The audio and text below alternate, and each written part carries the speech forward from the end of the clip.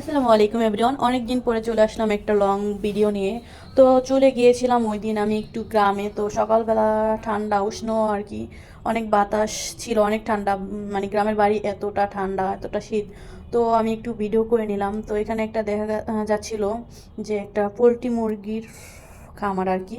তো সেটার একটু ভিডিও করলাম, ভাবলাম আসছি গ্রামে, আপনাদের সাথে এই ভিডিওটা একটু শেয়ার করি।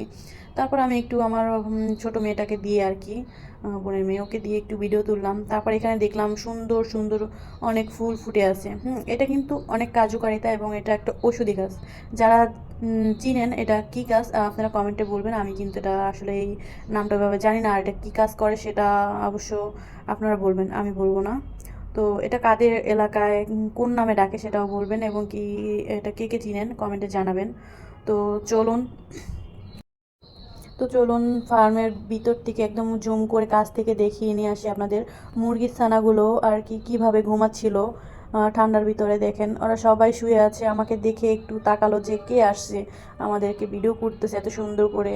তো ফাইনালি আর কি ওদের দেখানো শেষ। তারপর ওদিকে আমার মেয়ে একা একা ভিডিও করতেছিল নিজের। তো আমি এদিকে আছি, তো বললাম আম্মু আমাকে একটু ভিডিও করে দাও, কারণ আমার ক্যামেরাম্যান ছিল না, নিজের ভিডিও নিজেকেই করতে হতো। তো আমার মেয়ে তাও মাশাল্লাহ অনেক কিউট সুন্দর করে আমার ভিডিও করে দিয়েছে, যেটা দেখে আমি খুবই স্যাটিসফাই, এটুকু মেয়ে এত সুন্দর করে ভিডিও করে। তারপর এখানে একটা পাতিহাঁসের বাচ্চা ছিল, ভাবলাম যে আপনাদের সাথে একটু দেখাবো, কিন্তু আমি যেতে যেতে পাতিহাঁসের বাচ্চাটা চলে গেছে। বাট এখানে জায়গাটা বা এখানে ঘাসগুলো দেখতে এত সুন্দর, এত ভালো। এখানে ফটোশ্যুট বা পিকচার তোলার মতো জায়গা। তো আমার মেয়ে একটা জোরে দৌড় দিল, উপরে চলে গেল। তারপর আমরা এখন বাসায় চলে যাব।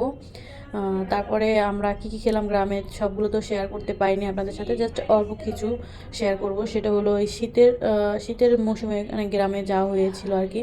তো সেই ক্ষেত্রে আমার আম্মু আমার জন্য পোয়া পিঠা বানাচ্ছিল।